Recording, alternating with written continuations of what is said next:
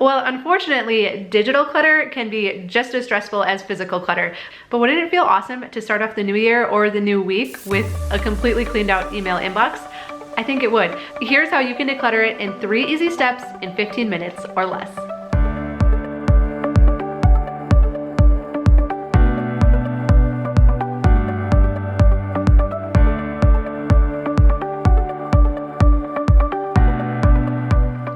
Well, hi, I'm Dawn from The Minimal Mom. If we haven't met before, I'm married to Tom and we have 4 kids ages 5 through 10.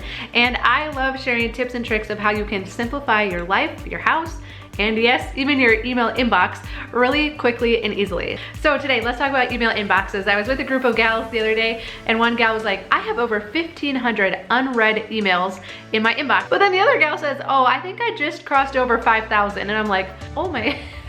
And she was like, but what do you do? And I know a lot of us feel that way. So let's get right to it. So step number 1 is to realize this. It is physically impossible for you, if you have 1,000 or more emails, to go through them individually and decide whether or not you should keep them. So remember this, if that email is older than 2 months or 3 months, especially 4 months plus, the sender is no longer expecting a reply. And if it were that important to them, they would have found another way to get a hold of you. Okay, but let's say maybe they've sent multiple emails, they've tried to get a hold of you, otherwise you're like, no, I actually really do need to reply to that person, but I feel kind of rude now. A great way to start out an email to someone like that is to say, I feel so embarrassed that I'm just getting back to you. So call it out, acknowledge it. It's okay to say that you feel bad that you haven't gotten back to them until now. Don't make excuses. You don't even have to say, oh, it's been so busy with the kids or anything like that. Just say, I'm really embarrassed that I'm just getting back to you now. But in regards to your question, here's what I have to say. Everybody knows everyone is busy right now, so don't make too big of a deal out of it.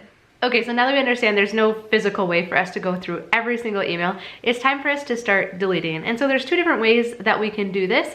If you want to select every unread email because there might be some read emails that you need to save, then in your search bar, you can type is:unread. And this is gonna bring up every unread message. And then you can go to select all, and then you'll see along the top is a link that says you can select every single unread message. That's what we want to select, and that will delete all of your unread messages.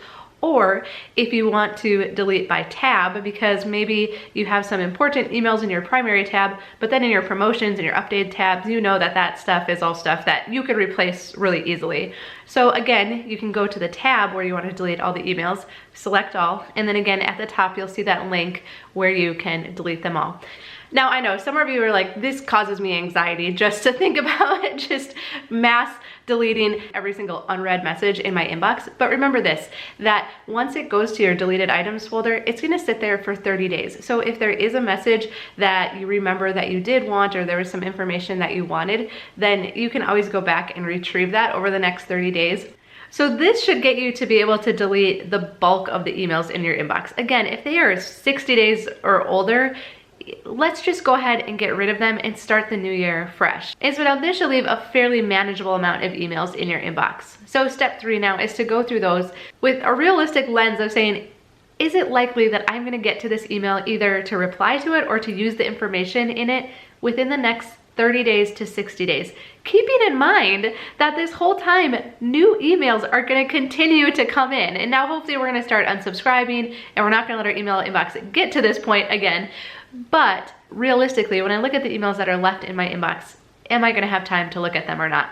I keep way fewer emails now than I used to, just being realistic about how much time I have to spend reading them. And speaking of keeping our inbox cleaned out in the future, of course we know to unsubscribe from emails that we no longer care to get, but another tactic I've put in place is that I do not read an email unless I have time to reply to it then.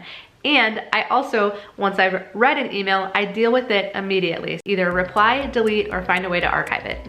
So that really should leave, if we're looking at messages you've read in the last 30 days. I mean, really, if you can simplify it to that. Now we want to go through and say, is it practical that I'm actually going to have time to reply in the upcoming 30 days?